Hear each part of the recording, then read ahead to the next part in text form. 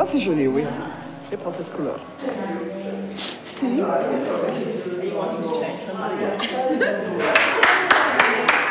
I have a problem because the old women are not in the room that is for them. I know that you wanted to be young, but you are not young. Let's go to the room. Oh, we are not meeting here? It's not here, it's in that other. Oh, d'accord. Sene, you are not young, sorry to tell you, you are in the other room. I am staying here. Yes, stay here. No, but what I mean is, are we separating the No. pages? No, okay. No, people put. I have a wonderful thing I want you to photograph. Salita, look at this. Look at this. Oh yeah. You know what that is? We can put in the table too. Tell me when. You got it? Ordered online, it came. So you see, it's all ragged. And this is from the first Earth Conference in Rio. A very sort of Planeta Femina, the women's tent.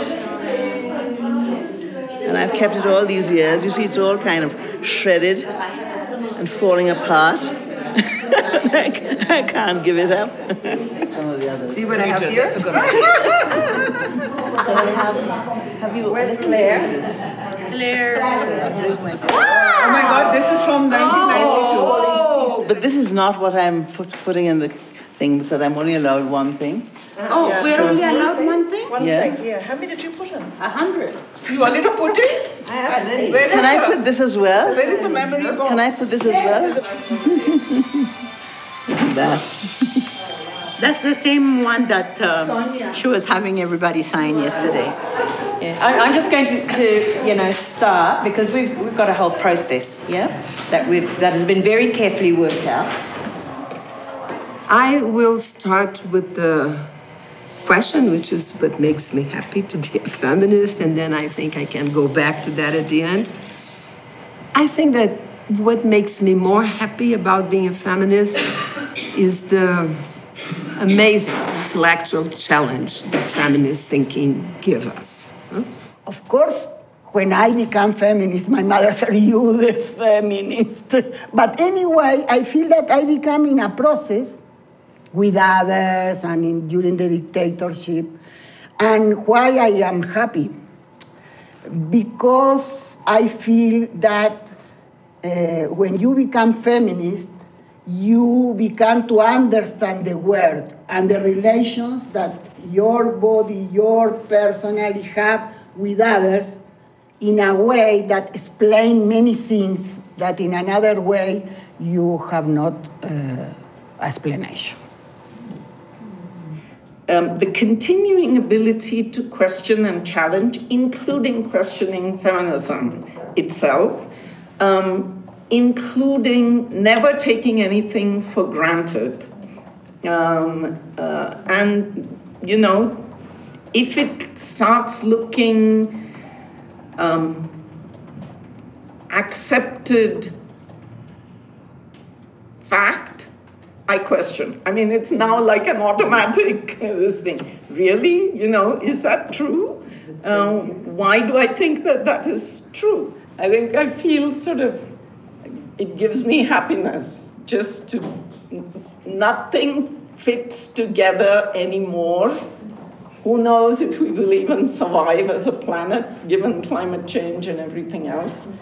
But in some deep sense, as I, sort of try to struggle with and comprehend the craziness of the world we live in, I have a deep inner sense of peace. That makes me happy.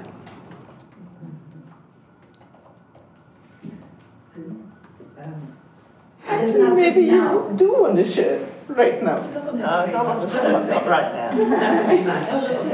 A little bit, just a little bit. Just a little bit. Yeah, go for it. I've learned a great deal. I feel very privileged to be amongst amazing women with amazing life stories. and as everyone has said, you come from different geographical areas and whatever, but there are very many common areas that everyone seems to have, trajectories that everyone has gone through. My life has been very different to everybody else's. I haven't been involved in any activism. Mine is more number crunching and making sure the I's are dotted and the T's are crossed as much as I can.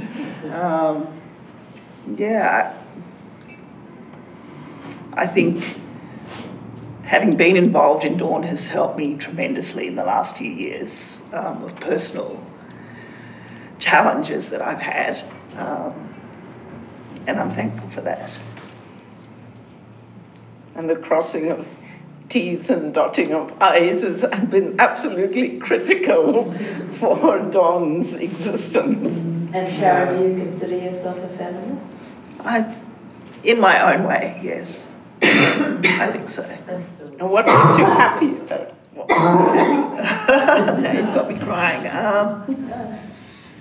It's made me a stronger person, I think. I know that I can stand on my own 2 feet. I can do things and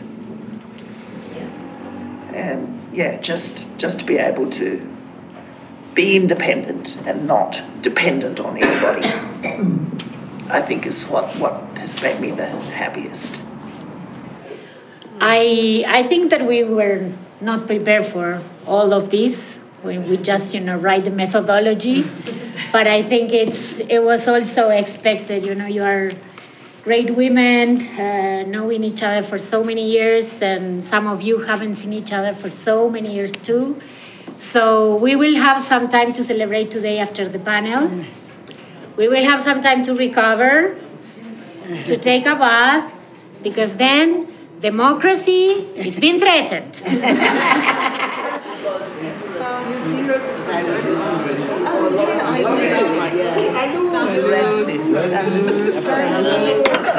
This one, every time she sees me, she says, "Is there a grandchild on the way?"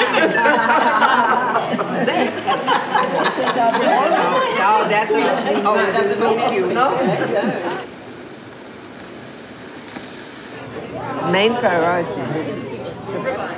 American life. First time she saw Sush, just a big one. And the last time she hasn't seen us. It's on Dawn website. It's on Dawn website. We have not, in my view, done enough work to have an intergenerational conversation or intergenerational transfer of experiences. We do not often speak the same language and go towards the same direction with the younger generation of feminists. On their part, they take for granted the stuff that we had to struggle with because it has been achieved. They could claim certain things as normal because they haven't experienced a time when talking about women's rights was considered a real transgression and people blocked you from even doing that or belittled what it was you were saying. So there is a whole generation, more than one generation, that has come about that takes that for granted. The issue of rights to them is something that is built on what we had achieved.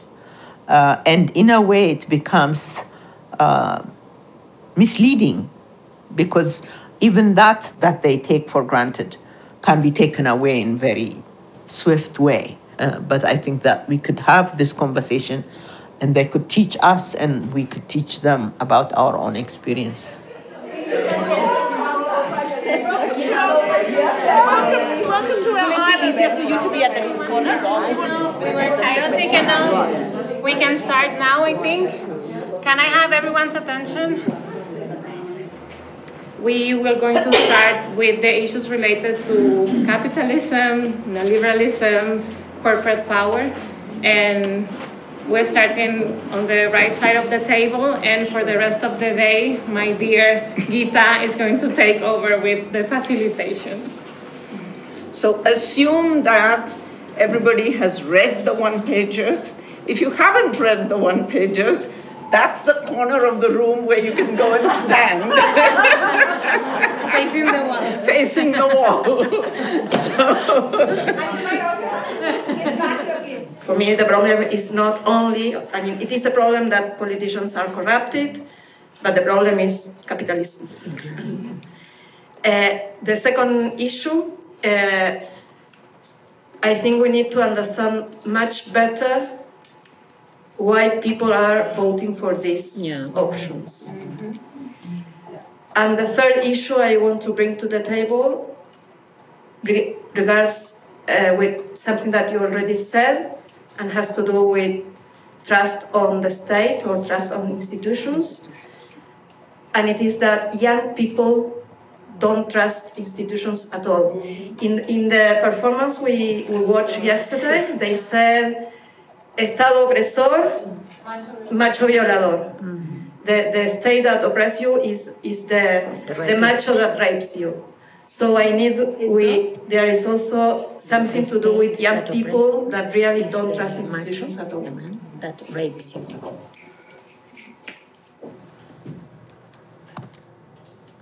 Thank you. Would everybody please do me a favor and just stretch in front? Oh. And if your body allows you, stretch it back. A little bit more. Okay, now 3 deep breaths in. You ready? Yes, I think that's where the hope is, that we can see the hope is that it's building, it's coming, it's mobilizing the region. You know, there's a response, young people are interested. But again, the climate change needs to be more complex. The language, we need to do that thing where we make it complex first before we make it simple. And I think some of our climate change campaigns are first simple before it's complex.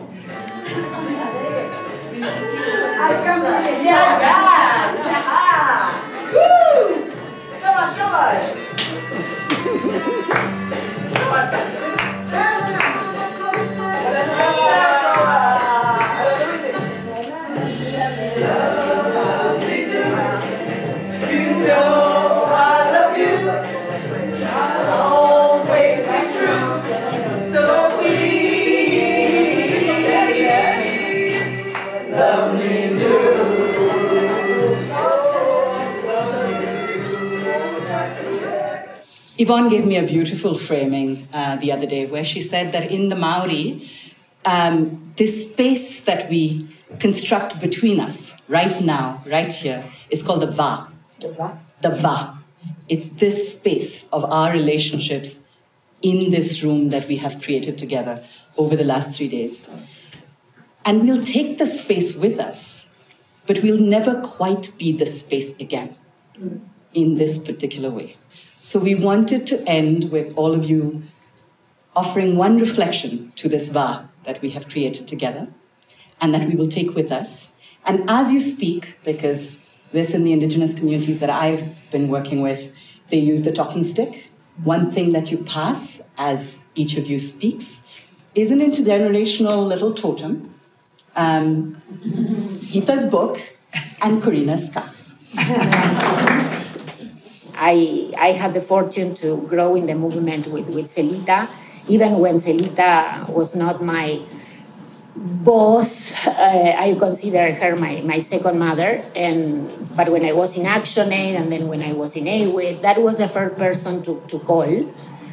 And knowing other women in the movement, I saw that this is not something usual. There's a lot of authoritarianism, tyranny, egos. There are a lot of people that don't want to leave the space for the young. The young are just, someone that comes to meetings, but they are not growing in parallel. So for me, mentorship and really offering the space genuinely, right, is key. I saw you, and I'm so proud.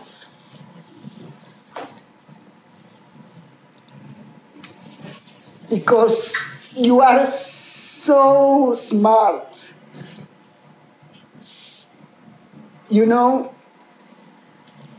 and I see me. And I think it's a time that I am not sure how can I help. And maybe I can help. But it's important for each of us to recognize our capabilities, and for the elders to recognize that we don't have anymore some capabilities that you have. And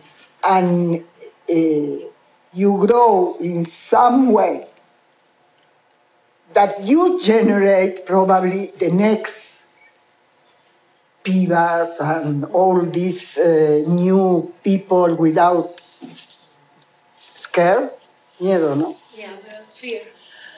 Maybe because they never passed for dictatorships like us. I remember sitting with Celita, sitting and saying, okay, I'm here. I don't understand half of what they are saying.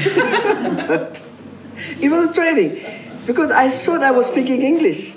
Because, you know, I was invited to lecture in US universities. I was invited to teach for a semester, and I was doing it on women's studies, but I had my limited vocabulary. I had the way to say, and then now I'm going to Dawn, and it's beyond whatever I learned and whatever I was able to say.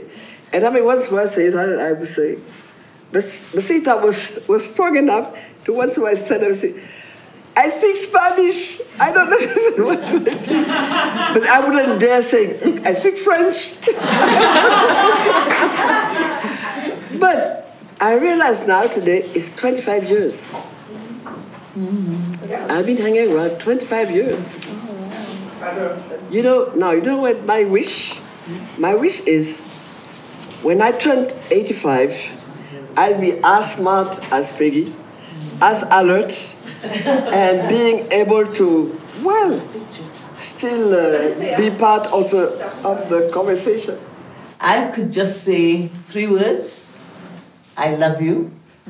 But this book changed my life. And I have a bone to pick with you all, so and I may never be with you all again, so I am going to claim the privilege of age to say a few more things. What I have to say to you is that you are not allowed to walk slowly in the wind. You have got to start dreaming again, and dreaming big. And I think that Geeta, meeting with the teenagers is going to be it. I think using the climate crisis as a lens for seeing the future is going to be it.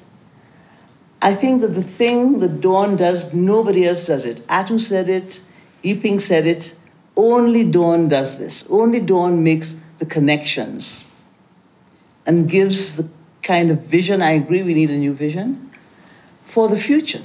For the future in which you can defend your dreams has got to be a future that takes the climate crisis into account. So, I think it's time for you to dream again. And since you took me out of my restfulness, I challenge you to do that. And so I am just coming back to my 3 words. I love you all very much.